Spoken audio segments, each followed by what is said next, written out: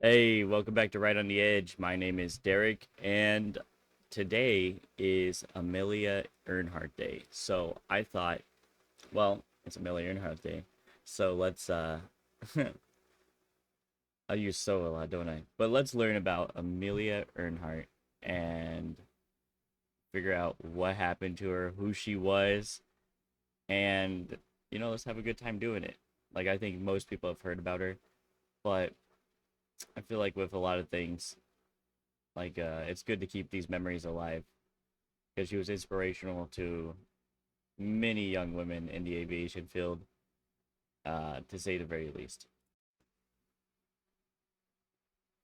Um, 1 second.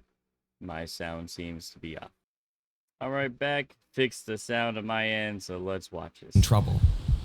Over the radio, she called, "We must be on you but cannot see you. Gas is running low. Been unable to reach you by radio. We are flying at 1,000 feet." That's very low. Beneath her was water, in every direction as far as the eye could see.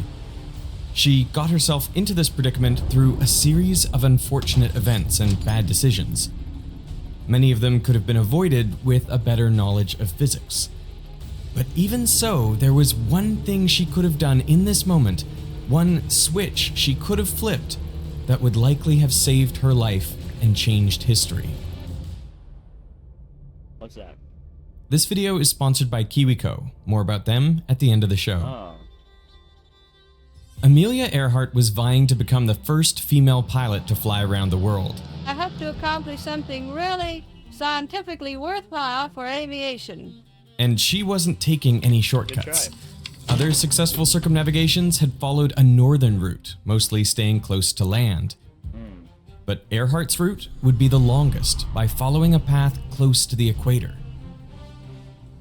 This meant the last part of her journey was the hardest, crossing the full width of the Pacific Ocean. Yeah, at that time, you probably would have. Shit, not even at that time, including now. Well, now our ships can just go that distance, no problem. But at the time, I think there might have been like one island over there that you could refuel at, maybe two.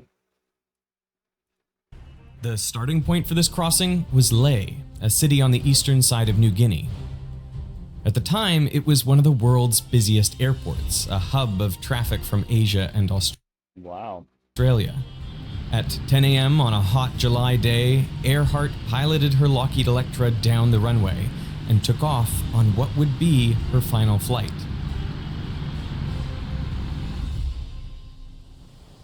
The Pacific Ocean is huge. It's That's an way understatement. bigger than the Atlantic. I mean, if you look at the globe from that side, you see almost no land. The problem was, in 1937, most planes could only fly a maximum of a few thousand kilometers. So Earhart removed everything unnecessary from her plane. She ripped out the insulation to reduce weight, but that made the engine noise so overwhelming she had to communicate with her navigator sitting right beside her using written notes. I mean, doable, but kind of crazy. Yeah. She packed almost nothing, telling her husband extra clothes and extra food would have been extra weight and extra worry. Yep. She replaced the passenger seats with fuel tanks, effectively turning her plane into a flying gas can. But even so, the Electra's I mean, to be fair though, that's very smart, right? I think that's smart. maximum range was between 6,600 and 7,200 kilometers in perfect weather. It could be just enough to reach Hawaii from Lae, or she might come up disastrously short. So Earhart needed a place to stop and refuel along the way. Now, it might seem like there's no land here, but if you zoom in, there is this tiny island halfway between Australia and Hawaii. Howland Island is just over 2 kilometers long and less than 1 kilometer wide. The US had claimed it as part of the Guano Islands Act of 1856, but in 1937, it was barely inhabited with just a handful of colonists. It would be an ideal location to refuel if only it had a runway. Fortunately for Earhart, by the time of her round-the-world flight, she was already famous. In 1928, she became the first female passenger to cross the Atlantic by airplane. This made her an international celebrity. She said she could, and she did it. That's crazy how popular she was. But good job, man.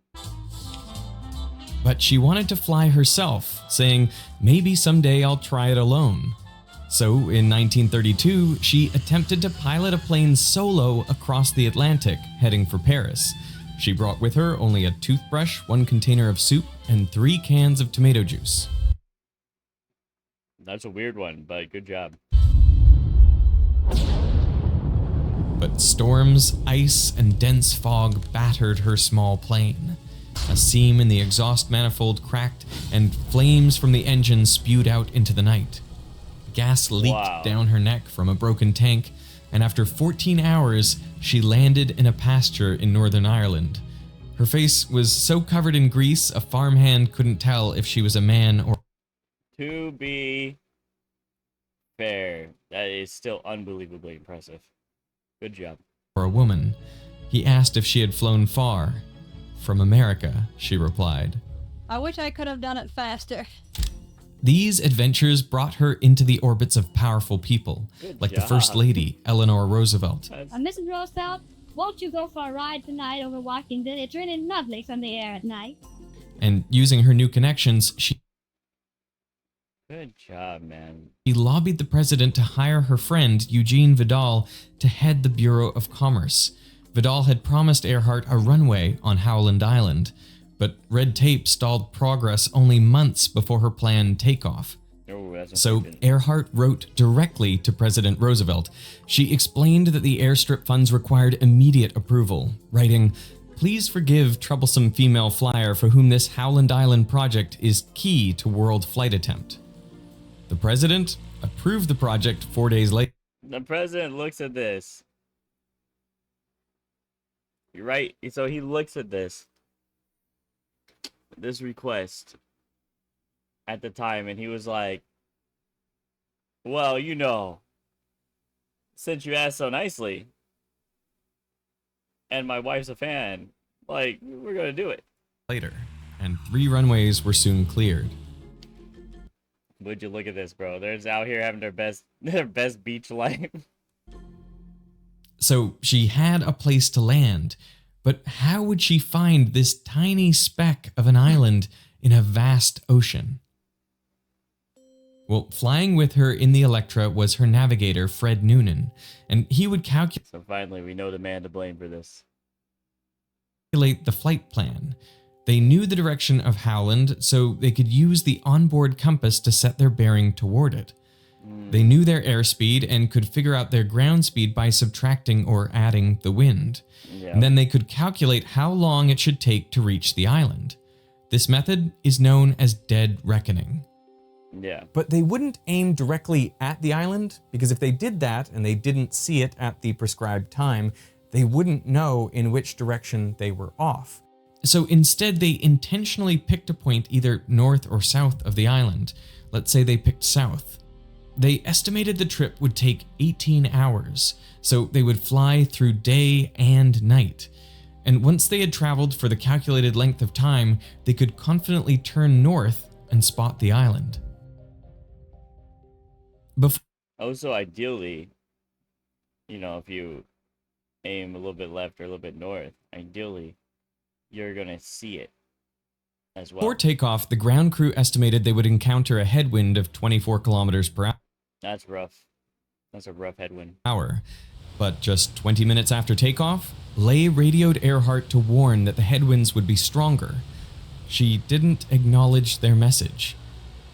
Knowing the correct wind speed was critical because it would affect how long it would take to reach the island. If it took longer, Earhart would have to turn later. So she couldn't rely on dead reckoning alone to reach Howland. As an independent check on their location, Noonan would take measurements of the sun, moon, and stars. This is known as celestial navigation. He had an almanac that listed 58 navigation stars. and the point on Earth, each one would be directly overhead for the day and time of his measurement. Oh, nice. If they found themselves directly under a navigation star, well, then they would immediately know their position. But generally, they would not be that lucky. So Noonan would measure the angle above the horizon to a navigation star and use that to work out how far away they were from the point on the Earth where that star would be directly overhead. Wow. That's awesome. I'm just gonna say that's awesome. So he could trace out a circle on the globe of possible locations, and then he would measure the angle to another navigation star and draw out a second circle. And now they must be at one of these two circle intersections. So they're just triangulating it. Normally, the circles were so large that only one of the intersections would be a plausible position. That way they could continually update their location and adjust bearings as needed. But even with celestial navigation, errors could accumulate over long trips. Earlier in the journey, when Earhart crossed the Atlantic, they missed their intended airport in hazy conditions. Noonan's calculations were reasonable, but small errors put them off course. Luckily, in Africa, there were plenty of other places to land safely. The same could not be said for Howland. So, for the flight across the Pacific, Earhart commandeered 3 U.S. Navy and Coast Guard ships. The Itasca would be stationed at Howland Island, the Ontario would be halfway along the route, and the Swan was positioned midway between Howland and Hawaii. For communication and updating, I imagine, because this is a big deal. The Itasca would send out smoke signals as Earhart approached to help her spot the island. But even more importantly, all ships were equipped with radio. Yep. Now, in 1937, radio was still fairly new tech. German physicist Heinrich Hertz discovered radio waves in the late 1880s. He excited electrons to oscillate back and forth in his transmitter, and a few meters away, his receiver was a loop of wire with a small gap in it. When Hertz looked at it through a microscope in the dark, he saw faint sparks jumping across the gap. The sparks were strongest when the receiving loop was flat. If it was vertical, then no sparks were observed. This demonstrated that radio waves are transverse waves, with electric and magnetic fields oscillating perpendicular to each other and perpendicular to the direction of the wave motion. I did not know that. That's so cool. When the receiving loop was aligned with the direction the wave was traveling, the changing magnetic field through the loop induced an EMF that created the spark. But if the loop was facing the transmitter, then there was no change in magnetic flux through the loop, and so no spark was observed.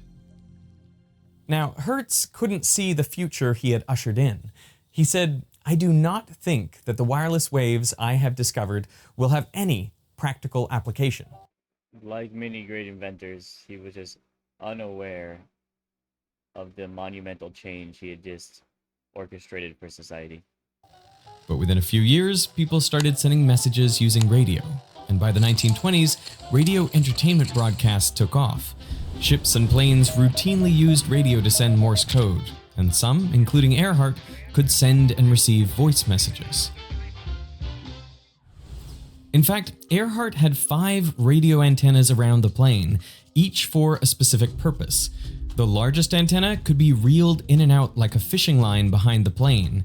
It was 76 meters long, which was necessary to efficiently send and receive Morse code via the 400 or 500 kilohertz radio wave. That's crazy. I did not know that. So she just has this thing dangling out the back. Waves used by ships and remote stations. Ideally, an antenna should be at least a quarter of the wavelength of the radio wave it's transmitting or receiving. This improves the efficiency of the conversion from electrical energy to radiated electromagnetic energy. Man, I'm learning a shit ton in this video. Earhart's trailing antenna was only around an eighth of the wavelength, but it was connected to a high-power transmitter, so its signals could still be detected over 1,000 kilometers away. Next were 2 antennas for voice communication. Oh, 1 second. Duty calls.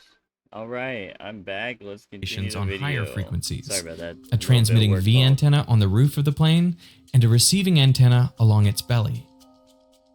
higher frequencies were useful for The way antennas looked on planes back then compared to how they look now is massively different. two reasons. First, they require smaller antennas, which save weight and can be better accommodated on small, sparse planes. And second, high-frequency radio waves can travel long distances by bouncing off a layer of the atmosphere called the ionosphere.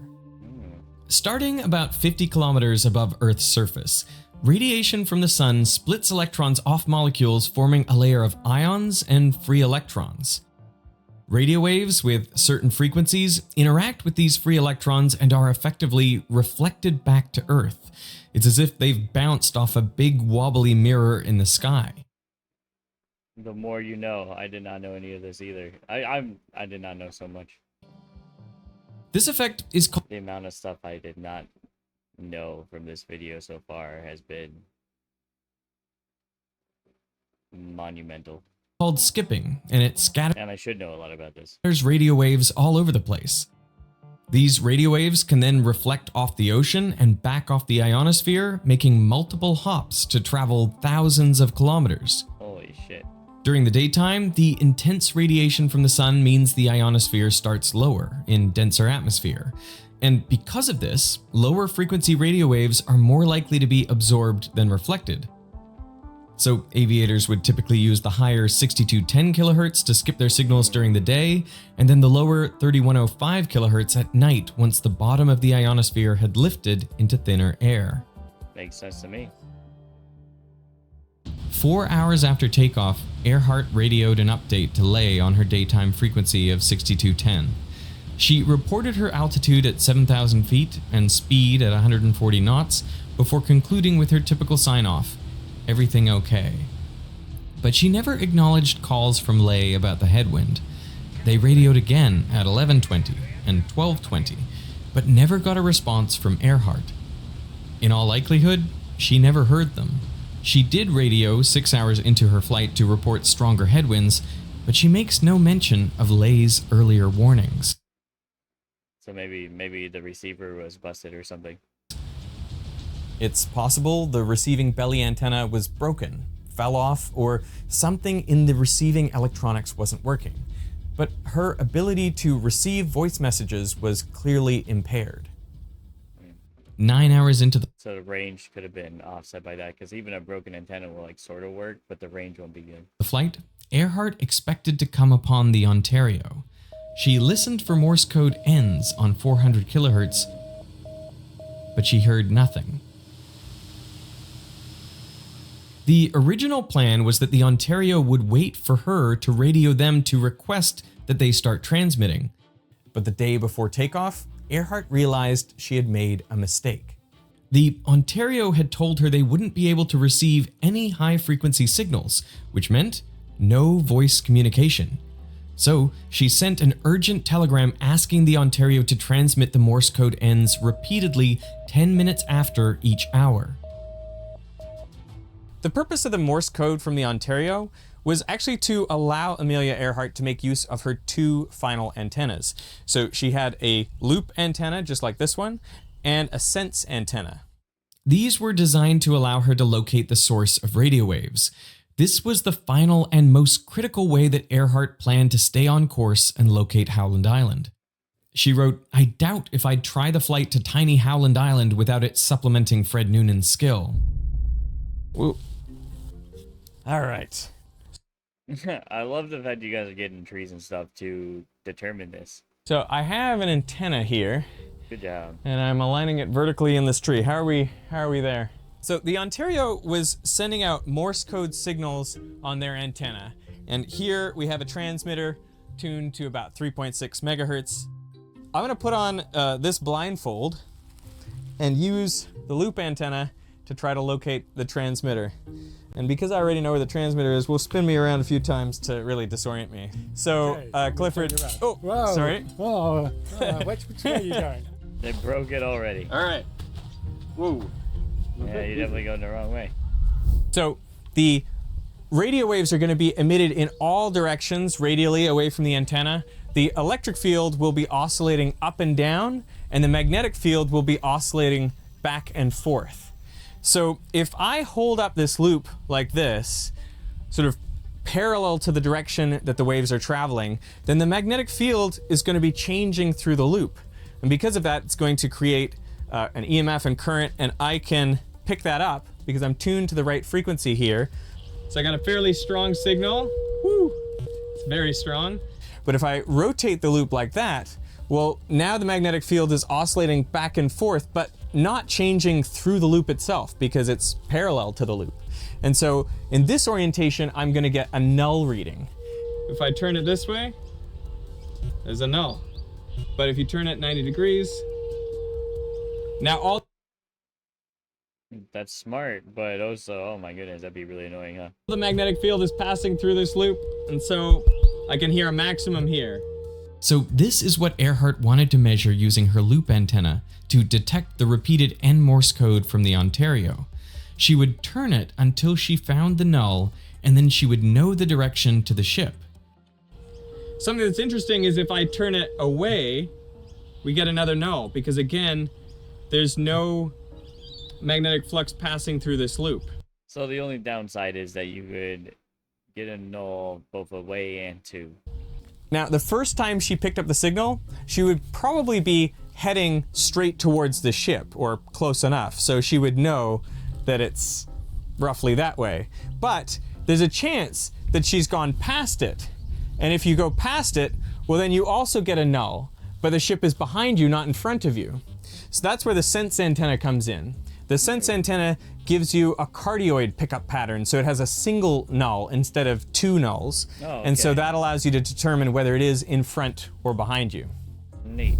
If you walk a bit, you'll know if it's getting weaker or stronger. All right. I feel like I've picked the wrong direction. I'll try the sense antenna to see if I can figure it out.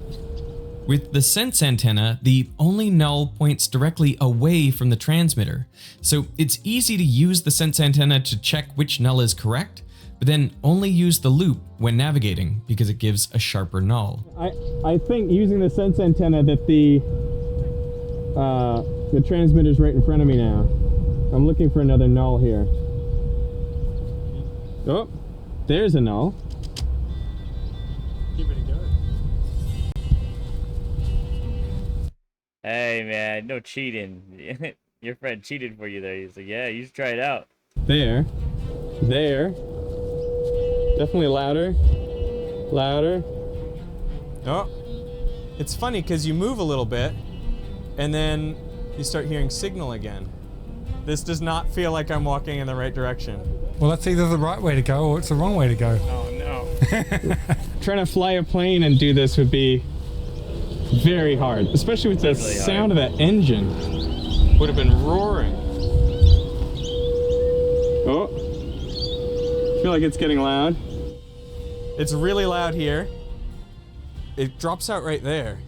I mean, there's a null here, and I was convinced this was the right way. Yeah, this is a clear null right here. Whoa, loud. I feel like I've got to be close.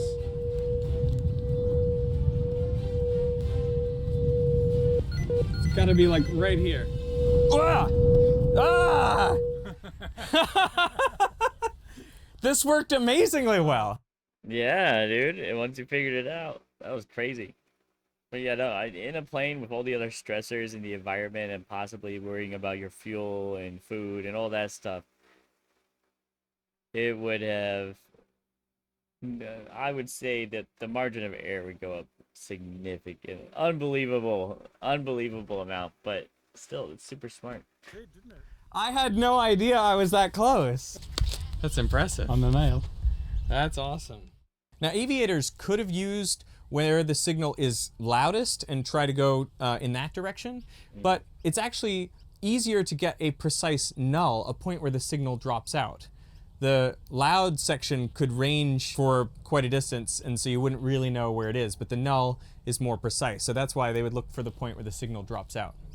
Yeah, that makes If sense. Earhart could home in on the Ontario But she just has the circle, she doesn't have the other thing. using her radio direction finding loop, that would ensure she was on course and eliminate any navigation errors that may have occurred to that point. But her telegram, asking the Ontario to transmit 10 minutes after each hour, didn't make it to the ship in time. Oh, And that's since unfortunate. Earhart couldn't talk to the Ontario, they never sent out any signals. So Yep. they passed like ships in the night. Ha. Because they're ships in the night. By this point, Earhart was around halfway to Howland. With no other landing strips within 1,000 kilometers, she would have to find the tiny island or return to Ley now. But multiple delays had already plagued her journey. In fact, this was not Earhart's first attempt to fly around the world. Earlier that year, in March of 1937, she had taken off from California for Hawaii, heading west instead of east.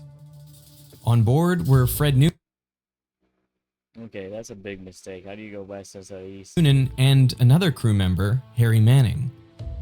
As a merchant marine captain, he was an expert in radio, Morse code, and traditional navigation. He was also a pilot. The flight to Hawaii was successful, thanks in part to Manning using the loop antenna to home in on a radio beacon on the destination island. 3 days later, the trio set off for Howland Island, but just as they were taking off, the plane drifted to the right. Earhart corrected by throttling back the left motor, but it was too much. The plane turned to the left and the right wing dipped down. Going up on one wheel, the right landing gear collapsed, then the left. The plane skidded out on its belly, spinning around to face the way it had come. Wow, I didn't know that there was problems like this. Not sure if that's user error or throttle error.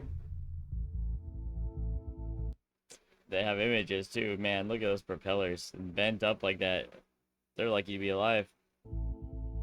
Thankfully, no one was hurt, but the Electra took months to repair, and during that time, the seasonal winds shifted, so on her next attempt, Earhart would have to fly east instead of west, and most importantly, Captain Manning left the crew. Officially, the press reported that he needed to return to the Merchant Marines, but rumors spread that he had lost confidence in Earhart, or that Earhart believed Noonan was a better navigator than Manning and she could operate the radio on her own. Whatever the case, when Earhart took off again 3 months later, she was At this point in history, that's some he said, she said stuff unless we find proof, but I would say losing that experience in this environment was probably most of the failure. And not to disrespect them at all, but that was crazy. accompanied only by Noonan. And now they And then to get this part wrong right here, that's rough. had made it 80% of the way around the world. And in the dark Which is impressive, unbelievably impressive. of night, Earhart had to make the critical decision whether to keep going or turn back. The lack of signal from the Ontario must have been concerning, but maybe they never got her telegram. And she knew that at Howland, the Itasca would be transmitting the letter A over Morse code every half hour, even if they didn't hear from her. And they could send and receive voice signals. They promised to be ready on a range of different frequencies. I will say this. As a pilot in training here,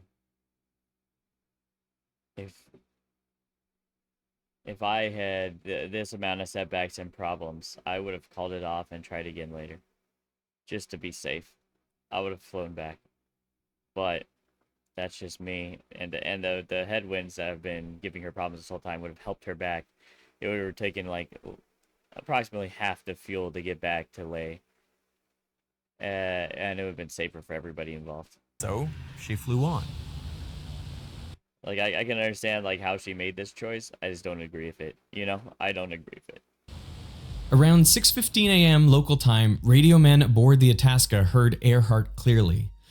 "Please take a bearing on 3105. We'll whistle into the mic. We're about 200 miles out." She then began to whistle. But the men were confused. They expected Earhart to take a bearing on them, not the other way around. And while they had told her that they had radio direction finding equipment, the signal needed to be lower frequency, between 270 and 550 kilohertz. Her voice frequency would skip off the ionosphere and reflect off the ocean, scattering in all directions. So there would be no way to find a null because the signal would be coming literally from everywhere. In the Electra, Earhart heard only static. By now, she must have been worried that they hadn't heard anything from either ship. Almost blind from the rising sun and deaf from the roar of the engines, Earhart twisted the radio dial, listening for Itasca's response. Nothing.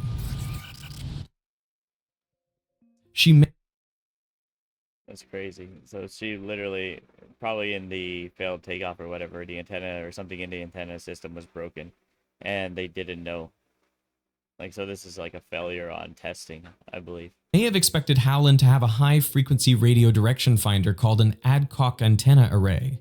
These systems solve the skipping problem with 5 vertical antennas at the corners and center of a square. The direction of the radio wave can be calculated from the slightly different arrival times and signal strengths at each antenna. But these antennas Man, people are so damn smart. were massive, so they were really only installed at larger airports. Now, as it happens, there was a portable high-frequency radio direction finder on Howland Island, but the operator reported that Earhart's transmissions didn't last long enough for him to take a bearing. And, trying to conserve his low battery, he missed parts of the later transmissions. Around 6:45, Earhart again asked them to take a bearing on 3105 kHz and report back in a half hour. But a bearing taken now and reported back in a half hour would be at best outdated and at worst misleading. Yeah, I don't know how pilots are trained at the time, so I don't know if they would know that. Any of that, actually, because our standards for pilots and how we give the pilot, private pilot license and stuff like that has gone up tremendously over the years. This confusion likely had to do with time zones. Earhart was using Greenwich Civil Time, but the Itasca set their clocks to their current position, which was GCT minus 11.5 hours. And to make matters worse, Howland Island used Hawaii time, which back in those days was GCT minus 10.5 hours. So the 3 parties attempting a rendezvous on a tiny island in the middle of the Pacific were on 3 different time zones. And crucially, Earhart's hours didn't even line up with the others. Earhart told the Itasca she would be using GCT, but somehow it never made it to the radioman. Wow, that's unfortunate. So when the Itasca heard Earhart's request, it was 6:45 a.m., but in the cockpit, it was 6:15 p.m. So Earhart likely didn't say in a half hour, but on the half hour, which for her was only 15 minutes away. And also, it was a prearranged time that Earhart would be listening for them. Earhart was careful to set times she would transmit and times she would listen for the ship, because she could only power 1 antenna at a time, and the ships used the same antenna for receiving and transmitting. So if they both broadcasted at the same time, they would miss each other's messages. And a lot of airplanes are still like this. If you speak over someone else on the radio or somebody speaks over you, oftentimes both messages get jumbled. If Earhart sent another message at a quarter after the hour, the Itasca blocked it with their own message. Cannot take a bearing on 3105 very good. Please send on 500, or do you wish to take a bearing on us? Go ahead, please. There was no response. But she couldn't transmit on 500 kilohertz anyway, because she had removed the long trailing antenna that could transmit lower frequencies. Since it could only be used for Morse code, something neither she nor Noonan were particularly well versed in, she saw it as dead weight after Manning left. So after the Hawaii crash, it was removed during repairs. Come on, why? So she had no way of sending radio waves that would allow the Itasca to take a bearing on her. The amount of failures in this signify like a lot of dangerous thinking. And I'm not trying to disparage the dead or anything. I still think what she did was remarkable, but the amount of red flags I'm seeing in this is a lot, man. It's so high. But she could take a bearing on the Itasca using her loop antenna if they sent her the right frequency.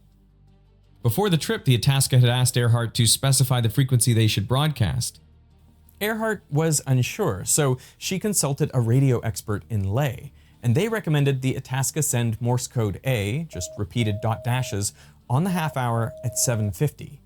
But at that time, it was typical to talk about radio waves using their wavelength, so the expert had meant 750 meters or 400 kilohertz. But Earhart made a terrible mistake relaying this plan to the Another Itasca. one. She requested the signal be sent on 7,500 kilohertz instead of 750 meters or 400 kilohertz.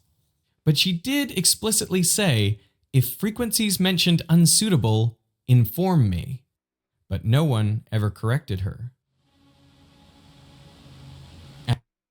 Well, likely, man, this is like education problems right here, I think. At 7:42 a.m., Earhart's voice came through so loud, men even went above deck to see if they could hear a motor or spot the plane.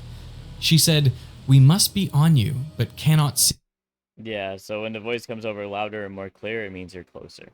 you. But gas is running low. Been unable to reach you by radio. We are flying at 1,000 feet." On Howland, the high-frequency radio direction finder was so low on battery, the radio man didn't even hear Earhart's message, much less take a bearing on it. 10 minutes later, Earhart said, "We are circling, but cannot hear you. Go ahead on 7,500. The Itasca immediately sent A's on 7,500 kilohertz. In the Electra, Earhart heard the stutter-stop of A's filling the cabin. The relief of finally hearing something must have been overwhelming. Yeah, but this is too many mistakes too late. You should have called it at the beginning when you didn't hear that first ship, your first fucking way signal, man. Like that was the first time that you should have realized that something was wrong and gone back. I'm gonna blame this on Emelia. Like, I know it's Emelia in her day, and I'm not discrediting her or her contribution to aviation.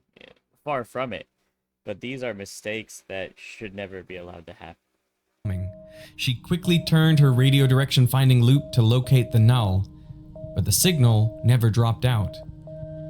The frequency was too high, so the radio waves from the Itasca were reflecting and arriving from different directions. The same problem the ship was having, but in reverse, so it was coming from all directions.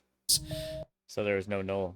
Joseph Gurr, a radio mechanic who worked on Earhart's plane, later said that they knew there were limitations to high frequencies which had a tendency to skip and bend, creating a false radio direction bearing. Without a minimum, she was still lost. Earhart frantically called Itasca. "We received your signals, but unable to get a minimum. Please take a bearing on us and answer with voice." Itasca attempted to explain the problem. "Your signals received okay. It is impractical to take a bearing on your voice." No response. Without the belly antenna, she probably never heard any of their communications. Yeah. Yep. This is a tragedy. It kind of makes me sad that this happened. Because it shouldn't have happened, you know? And it wouldn't have mattered if the Itasca had sent low-frequency signals because Earhart's loop was tuned to pick up 7,500 kilohertz. Yeah, So that's why crazy. didn't the Itasca correct the frequency she suggested? Commander Thompson of the Itasca was aware of her radio direction finding limits. He had received messages both from Earhart's husband, George Putnam, and the Coast Guard's San Francisco division stating Earhart could only take bearings on frequencies between 200 and 1,500 kilohertz. But he either thought Earhart knew more about her radio equipment, or that it wasn't his place to make suggestions and I can see why you'd think that. Because you are on a ship, and you know what? She was also friends with a bunch of, like, renowned people. Maybe there is some new technology that you don't know about. I can kind of see why you think that, but I'd still probably have tried to correct it. take more responsibility for her flight. When she asked the Itasca to tell her if these frequencies weren't suitable, she could have been referring to the ship's capabilities rather than her own. Oh, so possible. Itasca said they'd be ready on the frequency she wanted and more, instead of giving specific suggestions. San Francisco's Coast Guard Division tried to get Commander Thompson to take more responsibility for Earhart's radio communications by suggesting they directly tell Earhart which frequencies to use. But Thompson essentially told them to butt out. The Itasca communicated directly with Earhart from then on. Seems to me that would have been a good idea. The radio man continued to try to reach Earhart, and just before 9 a.m., Earhart's voice suddenly burst through again. "We are on the line 157337. We will repeat this on 6210 kilohertz. We are running online north and south." Her voice was desperate. It sounded as if she was about to burst into tears or scream. At this point, probably both, At this point, they've been flying for over 18 hours. They're hungry, tired, exhausted, low on fuel, stressed out, don't know what's going on, don't know what's wrong. They haven't communicated with anybody except each other, and that barely. And they're being driven insane by the sound of their engines. This was the last message the Itasca heard. There are a number of conspiracy theories about what happened to Earhart after that, but the evidence seems clear. She ran out of fuel somewhere over the Pacific and crashed into the sea. Yeah. 2 hours after her last message, the Itasca left Howland to search north and west for the Electra. Other Navy and Coast Guard ships and planes joined the search for over 2 weeks. To that point in US history, it was the most intensive and expensive search and rescue operation. That's crazy. I will tell you this. The wreckage later on was found. I guess they didn't have it in this video. But the wreckage was found, and yeah, she was lost at sea. But her contributions to aviation, we're still good. We're still good. She brought real attention and publicity to a growing industry.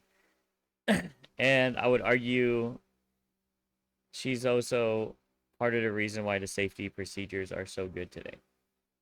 Now, it's heartbreaking what happened to her. It really is. But it's Emelia Earhart Day, and we should still honor the people that came before us, because even in bad examples like this, we have grown our safety procedures to make it one of the safest ways to travel in the world. So, on that note, hope you have a great day. Happy Emelia Earhart Day, or Earhart Day. And you have a good one. Like, subscribe, and leave a comment below.